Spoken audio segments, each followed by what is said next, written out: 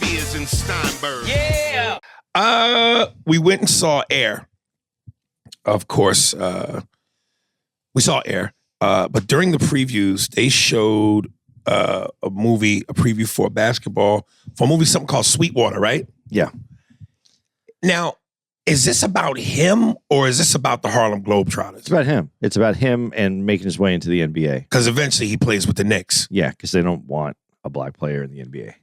Can you imagine a time, though, really? I mean, think about it. In your lifetime, when the league has no black players in it. I mean, it's easy to imagine. They have video of it. Right. But can you even comprehend the NBA in your head, going to a game, driving wherever you drive from, pulling up to the stadium, and there's 10 white guys on the court playing basketball? Sure you can, Andy. Those were the days when it was just pure white Anglo-Saxon white men. Basketball at its purest. Like God and Jesus, it was white, which meant it was right. We don't want to see those flying apes and gorillas. It's just not the same. You know, they wore those short shorts. When they would jump in the air and try and dunk, you would see them mid-flight with just a huge pipe hanging out of their legs. It was like, this has a third leg. It would shock and scare the children and all the white women. And all the men would have to punch their white women in the mouth, saying, close your mouth and don't keep it agape for that ape. Brett Butler, yeah? And brought that out for a while. I was thinking it was going to say more chest passes and bounce passes, but you took that up another level. Oh, man. But when we're watching it, you see, and this is, I would like the white people in these movies, if we're going to keep having these white guys that are going to come out and say, it's time to do what's right. Right. Can they come out a little weaker? Can they come out and be who they really were and be like, it's progress.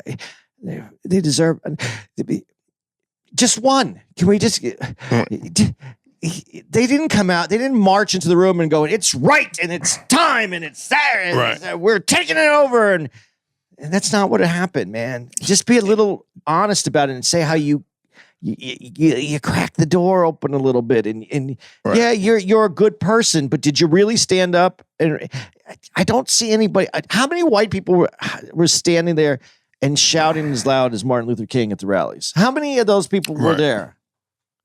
This kind of had 42 vibes to me a little bit. Maybe it's because of the time period, but 42, the Jackie Robinson movie with Chadwick Boseman and Harrison Ford is. Ricky, what was his name? Mr. Bob. What was Harrison Ford's character's name? Ricky James. Is it? It's Ricky. Ricky something. But yeah. But yeah, it kind of had that feel to it. Because the ownership sees. If you're a white dude that owns a baseball team or a basketball team, and you go and you see you're going to go and you're going to check out the games when you hear about there's this great black player he's playing, you're going to go see that. Right. And you're going to realize, and this is where the truth is, and be a little weaker about it and not be the champion of black people. You saw what the future was, man. You weren't there going, oh yeah, our guys are just as good as this. Right. That's not what you saw. You saw, listen, you may have a feeling of being a better person. You may have those, but that's not what you led with. Because if you did, we'd be in a different place. We're in this place. And this place is, they went and they saw some guys who were playing better than what they had on the field. And they knew that they couldn't make this they either got on board with it or they were going to lose what they had. Right. That's it. Yeah. It reminds me a little bit of that great joke, and I'm probably going to butcher it, but that great joke by Bill Burr when he was talking about the honesty of just being honest, that black players are better. And he did something where a coach of a all-white basketball team had gotten his ass kicked, and they're interviewing the coach, and he's just like, he's trying to be politically correct, but then he finally breaks down and just says it. He goes, yeah, we were a little slow on the boards. We didn't really do great in terms of passing. We got to get some more black guys on this team. We just got to get more black.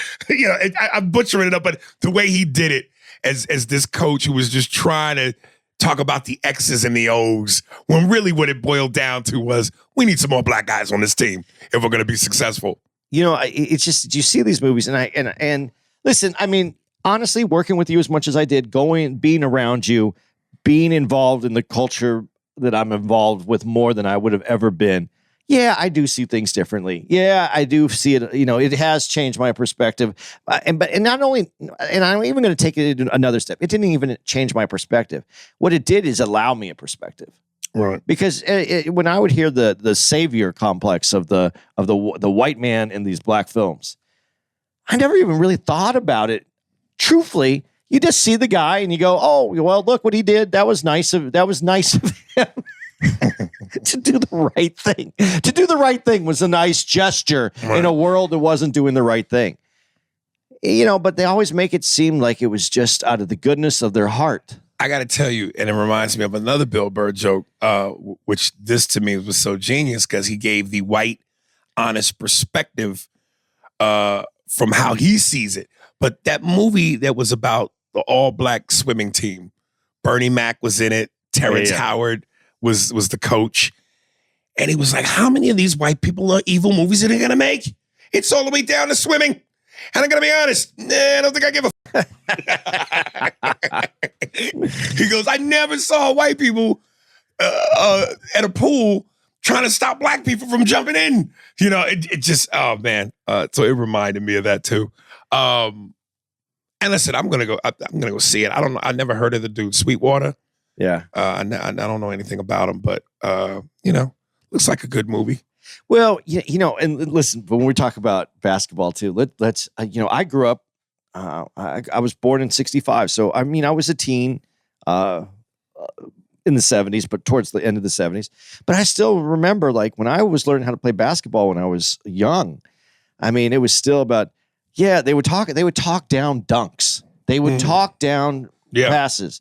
They would talk down, and the bounce pass is the best pass that's ever been created for the game. Right. You dunk, if you miss a dunk, the coach was like, nobody was dunking at my age. They were talking, but they would talk about it like it's a layup. The layup is the way the game's supposed to be played with the layup, right. And it was all these ideas because of how white guys played the game, and it's just very funny, like that. This is how everything's portrayed. So this is going to be interesting. I would like to see it. Well, they even said in the preview how the black guy is going to bring style to it, which was frowned upon.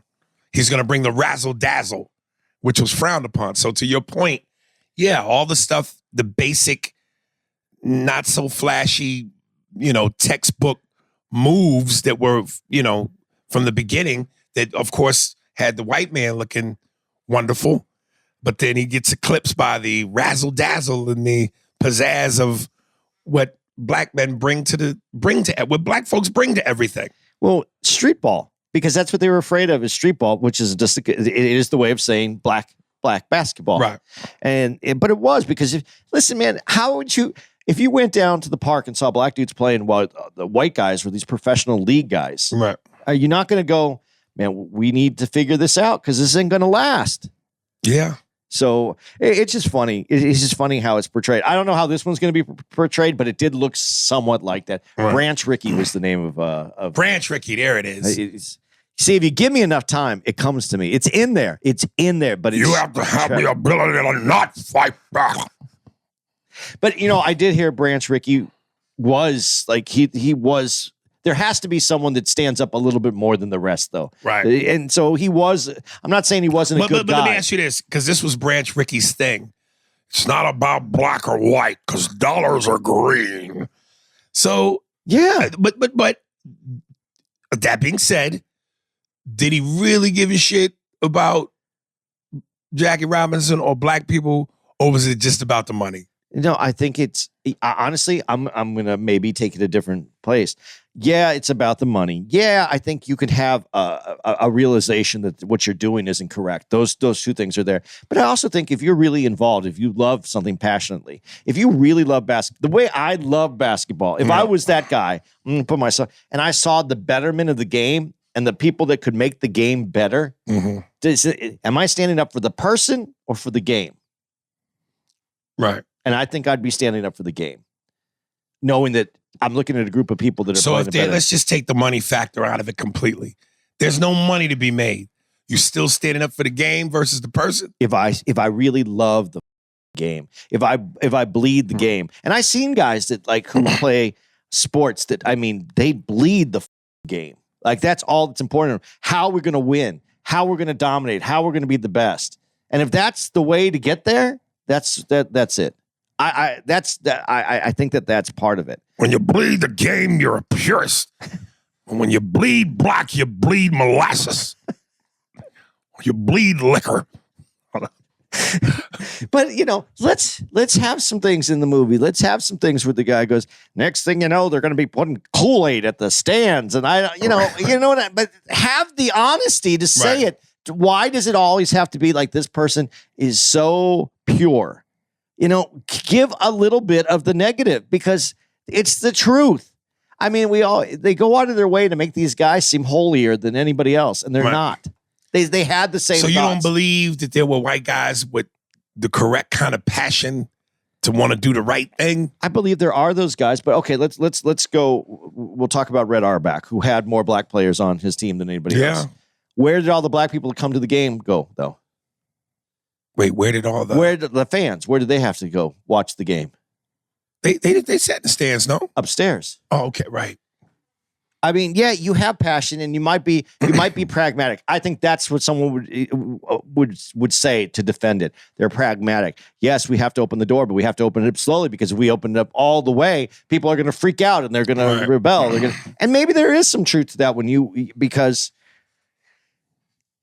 change is hard for people. Yes. So maybe there is some truth to that, but let there be a little honesty. I like when they're a little honest, and when you see a little bit of the fact that they do.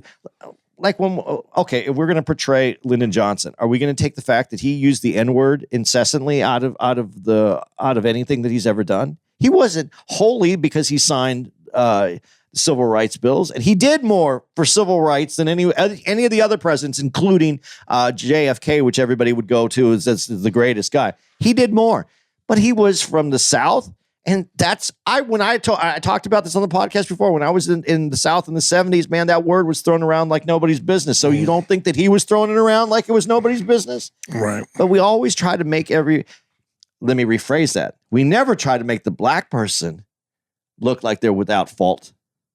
But the white dudes, we're trying to make them look like they're almost angelic in their belief and the way that they.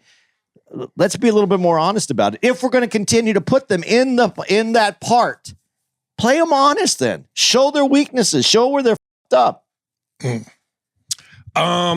other basketball news, the big story about LSU and the women's NCAA tournament.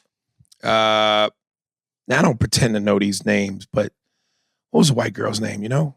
No.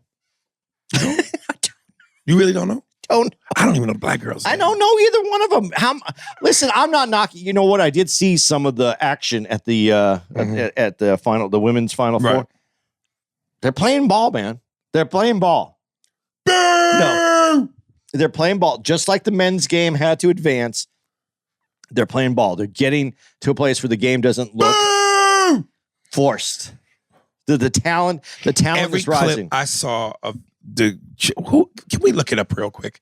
LSU, just the names when you put NCAA tournament women's names or www.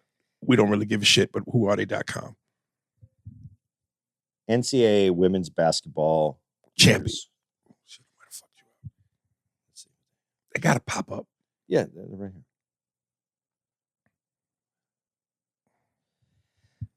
Kelly Plum, I don't know, 25. Might be all the NCAA. Oh God, Brittany Griner's on there. center. Is she? Yeah, she has 30. This is her. These are like the greatest. Well, y'all know who we talking about with the Tony Yayo and the John Cena, which I wanted to make that note real quick. I saw Jalen, forget what sports show he was on, but kudos to Jalen Rose, my man, for pointing out that while they try to give John Cena credit for the little 5-finger hand wave, that really came from Tony Yayo, the rapper. Yeah. So I didn't know that. you didn't know that? Yeah, it's not John Cena. I wasn't trying to figure out who did this first. Right. I really wasn't trying to figure out who did that first. Between those two. No, I really wasn't. I wasn't tuned into this until after it blew up. Right. Because I'm sorry. But see, the media, this is where a little racial, they're giving this white dude credit for something Tony Yayo created. So that's a black rapper out of the New York area. So this is not John Cena. But anyway, here's where we talk about the racial narrative. Of course, when describing the white chick from Iowa, she was described when she did it as queen, competitive, hermothy. I've never heard that word. Good for the sport, champion in our hearts. When the black girl did it, she was described as thug, ghetto, unprofessional, bad for the sport, carried, and a fake champion. This is America. No. I'm not going to let you have that like that. And for the record, before you say that, I'm not even saying that. D.L. Hewley. I'm not letting D.L. have that. Okay, a bunch of black people went, this is America. No, this is this is the writers and our sports writers, and it goes to show though what's dominant in our culture, in American culture, is that when you and this is really a symptom to the bigger problem. When most of these writers and these magazines and these new social media outlets are dominated by white people and white writers, that's what you're going to get. Because there's no listen to the people that I love that DL said it. I love that you're saying it. I love that everybody who said it. But that's because that's finally this isn't us being against each other. This is finally black perspective being brought to the forefront. Because before all these white writers, and it shows how horrible their perspective really is. That we let these people decide how we look at teams that can't write. Because if that's their take and they're writing that about the same exact incident, this isn't just America, though. It's an easy fix. Stop hiring racists for jobs. Okay. Remove these people. This isn't how. But then you just don't fire the writers. You fire some of the sports broadcasters and the hiring of these people. Because this is the same thoughts and words behind people on what's the word I'm looking for? I'm just saying that the average American doesn't feel these credible shows like Sports Center and whatever else, all the sports shows where some of those analysts, maybe they don't say outright thug or ghetto because then they would be dead on wrong and that would be an I got you moment. But, certain little, they just describe it. You know what the difference is between some of the people, though, on the shows versus the people that write? This is just my personal opinion. And I'm dumb. I don't know if I'm entitled to a personal opinion, but I'm going to give it anyway. You're white. You're entitled to everything, nigga. In the shows, there's people, white people, black people are dealing with each other in the shows. They're having debate. They're yelling across the tables. They're actually speaking. There's a camaraderie that's building in this. Whether they get along or don't get along, there is a camaraderie through the work that they're doing. Writers go into their room and they type this shit out in their own head without talking to anybody, and they send this shit out. But it's got to get, their editor has to approve of it. Yeah, it does. And I'm agreeing with you. The culture of that, in especially in sports writing, and to us, on us, me and you just sitting here, and we even did it a little bit right now where I said women's, I saw some of the NCAA basketball women's. It's looking better. It doesn't look forced. It looks like they actually are not throwing the ball up to God and hoping it goes into the rim. They're actually shooting the ball. And we're making fun of it a little bit, but that's part of our culture, is that we don't look at women in that sport and see her as that. But these writers, these old, and I don't even know if they're old or young or who would write that, but how do you not check yourself? How do you not see yourself as an old idea that you're writing about this? And right next to it, the girl's doing the same thing. The white girl's doing it, and you're not calling her out, but you're making her this angelic. And of course, I'm going to say this, and I've said this before. White people don't notice this, and I'm meaning it because it doesn't affect them. Black people are calling this out because it affects them. You have to be affected by it to notice it sometimes. But we have been affected by it in a negative way because we are reducing ourselves to our race. And that's not what we should be doing. You look at the black girl that did the same thing that the white girl did, and you have different names for her in a negative connotation, or you have better names for the white girl. You're a writer, man. You're supposed to be looking at this as a sport, and you put your racism into it. You're the editor, and you didn't call out this guy for why did you say this about this and this. This isn't. I don't think that the average white person at home watching the game was trying to come up with whose hand wave was thuggish and whose was this elite athlete. I think, though, we don't hear it sometimes because it doesn't affect us. It's affecting us. This has affected us all now. So now it's time to call out these writers. It's time to call out people who do this and don't work this way. It's been time. Let me rephrase that. It's been time for that forever. But this is where we are, and now we have the potential is there to call out. And thank God for you. Thank God for a DL. Thank God for everybody who works in this, who has this opinion and platform that can say it. And now we have to be called out on this white hypocrisy. Yeah. But I don't think it's I don't think it's within us for our hatred. I don't think that people pay attention to it that way. I can't let you have that completely. I love that you're not letting me have that. Say it. Because, listen, had the black girl and LSU lost, nothing. We wouldn't hear anything. But the fact that I think that there are some white people that obviously hate to see black people do better than them. And then on top of you doing better, you rubbing it in our face. Nigga, stay in your place. How dare you? But had the black girl and LSU won and didn't do this, I don't think we would have this. But the fact that they won, that the black, I keep saying the black girl, I wish I knew her name. But the fact that she won and then gloated, even though it was more about the white girl did it earlier first, when they were winning. Right. Yeah. So it was more about, what's that? My brain is freezing. Not retaliatory, because I don't even think that's a word. But yeah, it is a word. Is it really? Yeah, but damn, I'm intelligent even when I don't know it. But who's calling? Who's giving the names out? It's these writers. Who's really feeling this way? And if you're writing on a sport and you feel this way, should you be writing on the sport? No, because these are just athletes for the most part, and all they're doing. And listen, as far as this goes, good for the women. Good for the women to have that. Somebody was bravado. saying they should be able to talk shit like men. Men, yeah, for their sport, they're standing. I'm standing my ground here.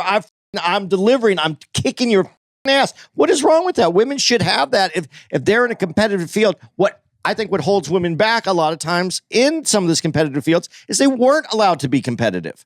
That's not seen as feminine, but they're competitive in their sport. They need to be able to call themselves winners.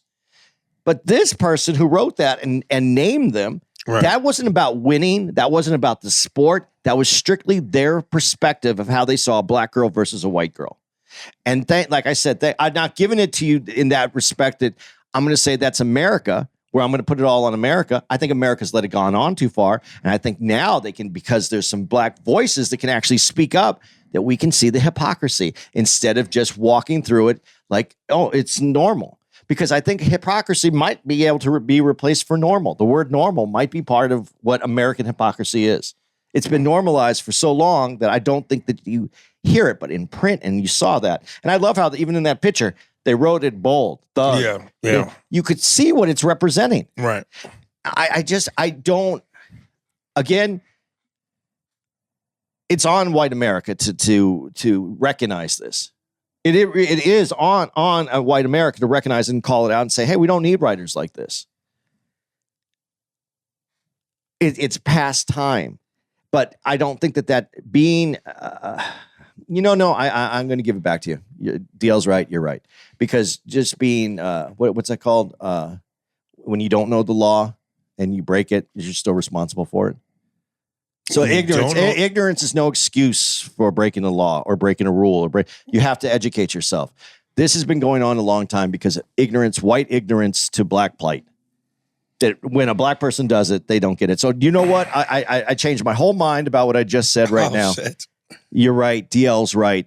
We need to call it out. I don't think it represents Americans all throughout the way that they view it, but because our ignorance has allowed this to go on so long, yeah, we get to hold the trophy for that ignorance. So now what's your take on, you heard the Joe Biden part, right?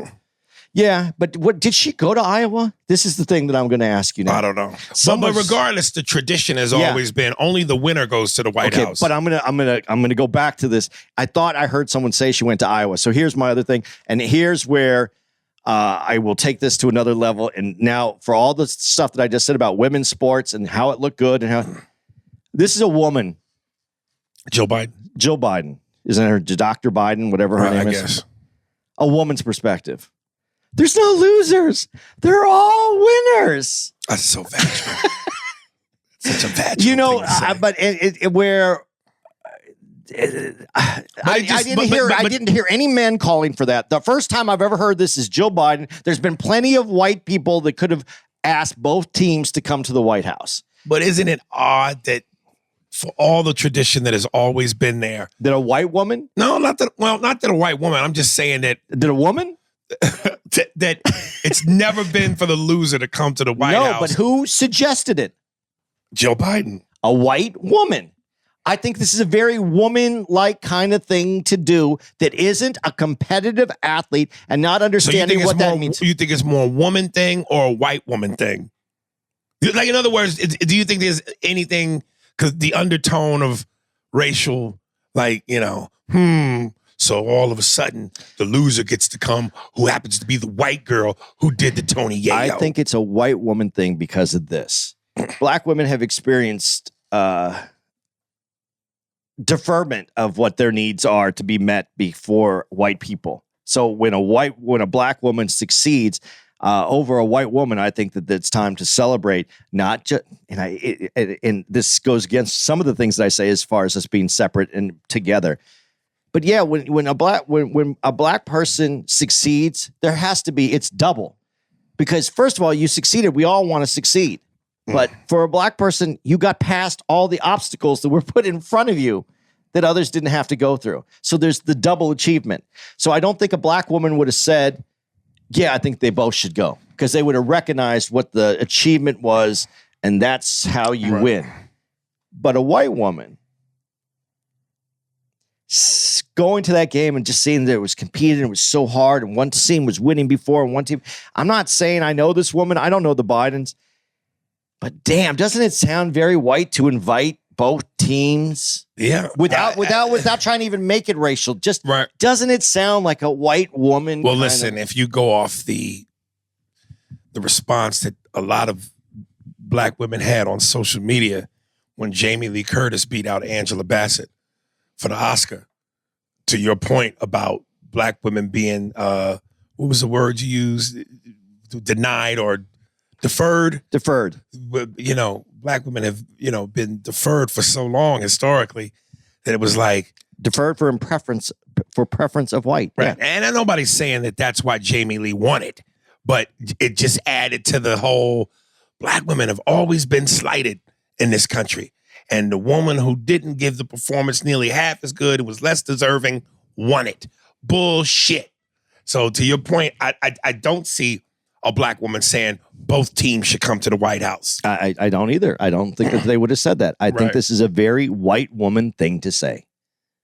And I'm sorry to say that we can put it on, make it racial if we want to, but I just feel that is a limited amount of that overall white woman feeling that they're all, if you competed, you were all winners. I really just I just see that out there now. But now I do have to ask the question, and this is the question that will be asked to me: if it was the other way, and the other team would have won, would she still have been that same way? I don't know. I don't know. All I can tell you, therein lies the truth. Yeah. All I can tell you is it just sounded very white womanish to me from the very get-go. There is no second place team that gets to go to the White House. I have never heard of the second place team going to the White House. It doesn't happen that way. So to me, it was just, I heard just nothing but ridiculousness in it. Right. But yeah, no, but since you said it, how did you feel about Jamie Lee winning over Angela Bassett? Oh, it was ridiculously stupid. No. Angela was supposed to get that. But do you think these awards things really represent the best actor or actress or anything? No, not all the time. Not all the time.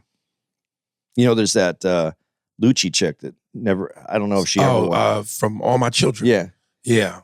She went up like 26 times and never won it. Dude, I'm so much of a strong heterosexual male that I could give a damn about I'm just saying. an award for a daytime soap. I'm just saying it's some people. I'm not putting it on one or the other. All I'm just saying is I would go back to what some of the actors who have won these have said and said this isn't as meaningful as you think, because I think when you're in that position, you see the hypocrisy and everything about that industry. Yes, I would agree. I think the people at home take it more seriously than, well, it makes you more money when you win it. I think you do take it seriously, but I think when you're in the industry long enough, you see it differently. Yeah. It's just an ego stroke to me. Okay. Doom, doom, doom, doom, doom, doom, doom, doom. Oh, man, when they played that in the movie, that classic Chicago Bulls starting five intro music. I don't even look at you in that movie. I never really looked over at you, but I knew what you were doing throughout the whole movie. Oh, dude. From North Carolina, 6'6", at guard. Let's get to it. Did you like it? Yeah, I liked it, but there's a lot of flaw. There's a lot of storytelling in this movie, Air. There's a lot of storytelling. Dude, I love how they mixed 80s nostalgia music with the scene all throughout the yeah. It felt a little MTV-ish. But that's my time period right there. That's my time period. Too, but I mean, I recognized every one of those bands. Did you recognize them all? Not them all. Not all. You didn't get the first one, the Violent Femmes, right off the top. Oh, no. So I can't even replay what they, but God, hold on. I'm gonna pull up soundtrack for Air. Soundtrack for the movie Air. My Adidas. Of course, I recognize Run DMC. My Adidas. Yeah, you better recognize that one. There was a few in there though. There was another one I can't think of. Right when they went to go talk to dude about making the shoe. Oh, I don't remember. I won't remember. Don't. Oh, was that Herbie Hancock? No, I don't think that was it. I don't think that was Herbie Hancock. They don't show the I'm looking for it. There it is. Money for Nothing, Dire Straits, Blisters in the Sun, Violent Femmes, Ain't Nobody, Shaka Ain't Khan. Nobody. Yeah, that one. Say it though. Shaka Khan. Shaka Khan. Shaka Khan. Shaka Khan. Shaka Khan. Shaka Khan. Sister Christian, Night Ranger. Sister Christian, no, but time has come. Systematic rotoring. Yeah. All I Need is a Miracle, Mike and the Mechanics. All I Need is a Miracle. Yup, that. Born in the USA, Bruce Springsteen. Born in the USA. Sirius, the Alan Parsons Project. No. Rock the Casbah, The Clash. Nope. That was good. My Adidas, Run DMC. In the Big Country. Mm. Did you know? Tempted, when Squeeze came on, I started singing. Time After Time, Cyndi Lauper. Time after time. And the closing track here, Can't Fight This Feeling, REO Speedwagon. That's what it was. The ship into the oars forever. I can't fight this feeling anymore. Yes. But I knew all these songs. That was awesome. Our boy Jay Moore was in the movie. I didn't know that. A thick Jay Moore. Who else remembers finger fucking Portuguese girls on a handball court? God.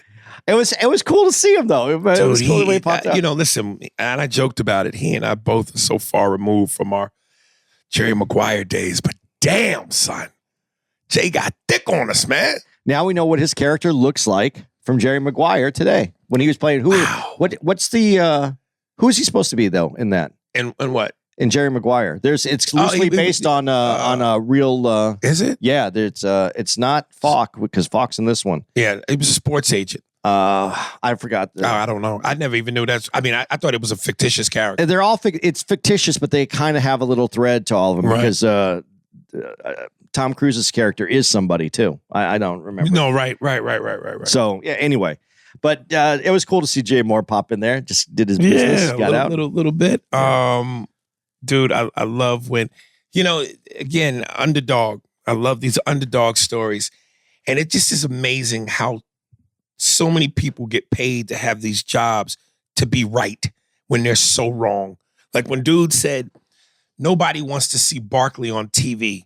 And now the irony is he's the best thing on TV. And I started laughing when I heard that because it is, everybody has these opinions. How do you think Nike, because they brought up in this that Barkley, I don't know if that's true, what numbers were. I don't think we know what numbers were really thrown around in those rooms where they were. But how do you think Barkley would have done with Nike if they would have led with Barkley, but they would have wanted to spread it out over like 3 players? Right. So do you think like Barkley, Stockton, I can't see at all. There's nothing to him. Nike slows. Nike slows. That's the sneaker. Nike slows. That's great. Nike picks. That's funny. And I love Stockton's not in my top point guards. I've already said it on this thing, but as far as an NBA player that play basketball, I'm not going to talk about Stockton in a negative way at all. But you don't build a shoe line again on John Stockton. That's what I'm saying. I'd rather build it on Sally from the Pistons. Yeah, because he's funny. He would sell shoes in a funny. He would be great. I don't see Stockton selling shoes. But not that Sally was ever in this conversation. It was just I threw that in. I would rather have someone funny as a pitch man at that point than someone that's a kind of little cumbersome, slower white man athlete trying to sell me some shoes. And dude, and this was even in The Last Dance. But again, people that think they know everything but don't. They interviewed, I want to say Mark Eaton in The Last Dance. God, who was the other? It was a black dude. Oh, Clyde Frazier, Clyde the Glide. Clyde Drexler. Not Clyde Drexler, Clyde for the Knicks, 70s Knicks. Yeah, Clyde from way back. Yeah. And they both were saying, basically, Michael's not going to dominate because he's a 2-guard. The league is about big men. Only big men dominate. Cut to the greatest player of all time, the 2-guard. And they said it in the film. So we're not just, this is hyperbole. We're not saying it. We're quoting the film. Right. The greatest player of all time. Yeah. Maybe the greatest athlete at all times, they said in it as well. Right. And dude, with that past of Adidas, how were they able to exist? With a Hitler background. Dude, all of it has to exist. This is where America's trying to figure out its footing on what it was, but knowing what that was and who they were, how is that possible? How does it not? Okay, let me ask you this. Let me get some things to throw out at you just to help you out. You ever buy any Hugo Boss or wear a Hugo Boss suit or take anything to Hugo Boss? No. You've seen Hugo Boss? Yes. So you like Hugo Boss? I would wear it. Yeah. You know what Hugo Boss is famous for? No. The SS officers. That's their suit. They made and they produce all the uniforms for the Nazis. Okay. Do you have a problem with Hugo Boss now? Or are you going to still wear Hugo Boss? I know what you're getting at. You can't stop what had happened. It's too late. But the practice of what it is, it's still part of Germany. It was still part of what was happening. You can't stop it. When we talk about BMW, that provided the aeronautical departments for the Nazis. Are you not gonna drive a BMW? Is Mercedes gone? Now I know Jews today, they'll say I'll never drive a Mercedes, but that's the top of the line Mercedes. But would they drive Volkswagen? Are we going to get rid of Volkswagens? Volkswagen was the car designed by Dr. Porsche because Hitler knew that he needed an economical car for the people so that he knew that they were going to have to conserve on shortages that they would have on fuel. So that's why that car was designed in the first place. Right. So that car made Germany able to exist during times when they didn't have it, so they could when they didn't have excess amount of fuel so that people could still get to work and do what they had to do. Are we driving those today? You can't stop it. This is what people want to cancel everything. You don't cancel it. You got to call it out for what it is. You got to be honest about what had happened, and you got to move forward because forward is the only way to go because you don't go back. Well, I could hear some of the black voices saying, well, knowing what you know, knowing that, why are you going to continue to pour money into that obviously anti-black organization when you could, support your own, brother? Because Why you going to keep making them rich? Like he said, they're dead. This is the family that's running it now. This is the today, and this is the direction that they're moving into. You can't, you don't get to just take everything away. You stopped what they did. They either were able to adjust to make it into the world that is existing today, or they're not. And they made those adjustments. But that history is still back there. There's nothing you're going to do about the history. Stop. I don't like to jump on everything because, but I do like how it was pointed out. Riza Islam pointed out a bunch of these. The other one, the one that, no one really talks about that I thought was funny that he brought up was Krispy Kreme. You going to stop eating some donuts? Do you think not eating those donuts is going to affect the Jewish population of today? What's the background with Krispy Kreme? Owned by Nazis. God damn, the Nazis, they might have been bad people, but they know how to do fly shit. So what are you going to do with cars and donuts and suits? Just because you came from a Nazi organization, though, or not, you didn't have a choice. Do you think that everybody who decisions that okay, you got someone that emailed you because you said something about Obama, and he said how he sent out all those drones and right. military. So does this mean only people that supported Obama are responsible for those bombings? And we know what Trump did and how Trump talked and what Trump. So only the voters that voted for Trump are the ones that are responsible for that. No, you take responsibility for it because it's America, and we take responsibilities for both those things, both presidents. They had to take responsibility for it. They passed laws that there was no more swastikas to be out. They had the name Hitler isn't even a name that's used in Germany now. They have done what they could to erase it, but when the wall came down, a lot of anti-Semitism passed over because there was a split between the progressive part of Germany and what was left behind the Berlin Wall. So all that spilled over. Now, who are the better? I'm not going to say who are the better people, but whose economies? Who do you think was doing better? We get better when we get along. We get better when we don't have this hatred for one another. But wasn't it you that said, you're saying we get better when we get along, but wasn't it you that said they like when we don't get along because that's bigger business? It is bigger business. I'm not saying that people don't use that for things. We as people are better when we get along. But, I think the people that control things, they're not. The people that control things, I don't think we know who they are. It's not, I think it's very funny that we have magazines like Forbes magazine, right? That list the top wealthiest people in the world. When we know there's wealthier people that aren't even listed in that magazine. They ain't gonna be listed in no magazine. They stay off the grid. So that's the answer to the question that people, as we fight down here in this war of race and economics, the people that really control it all, you don't even know who they are. Dude, I love how, and really what you find out about this is that I think it was Michael's mother's influence, Dolores Jordan, who was the brains behind Michael putting Michael in a position to be the juggernaut financially that he became, because they kept emphasizing this is an 18-year-old kid. And I don't think an 18-year-old kid, even though they didn't really specifically say who was responsible, but I can't see an 8-year-old kid telling Nike, I want... An 18-year-old kid. Mm-hmm. An 18-year-old kid. Yeah, that's what I said, right? You said 8, but go ahead. But you said 18 earlier. Okay. Then you dropped it to 8. An 18-year-old kid telling Nike, I want a percentage of all the profit made over on all the shoes that have my name on it. An 18-year-old kid doesn't come up with that. So his mother was really the brains behind making sure that he got what he got.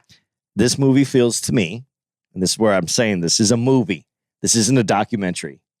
This is a movie. This movie felt to me, the story itself was told through the eyes of Michael Jordan, the way he looked at his mom. Okay. That still means she's responsible, right? But yeah, in Jordan's eyes, she's responsible for all of that. But I'm sure, I'm not positive, but I think that you could put pieces of this together from all the other influences that Michael had in his life, and she had from Michael's ability to play basketball brought in other people, lawyers, agents, Right. who might have said, this might be an idea. I'm sure there's things tossed out that we're not going to get to see in that movie.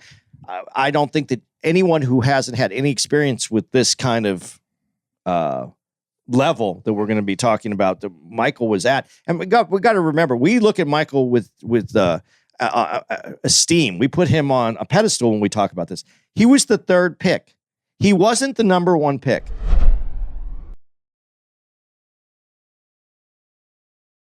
Spears and Steinberg. Thanks for listening to the Spears and Steinberg podcast. If you'd like to know who's responsible for this shit, it was hosted by Ari Spears and Andy Steinberg, produced by Steve Merrick and Anthony Holmes, executive producer, Big Papa, Robert Kelly, and Matt Kleinschmidt for the Laugh Button podcast. For more information on where to find us on the internet, visit SpearsburgPod.com.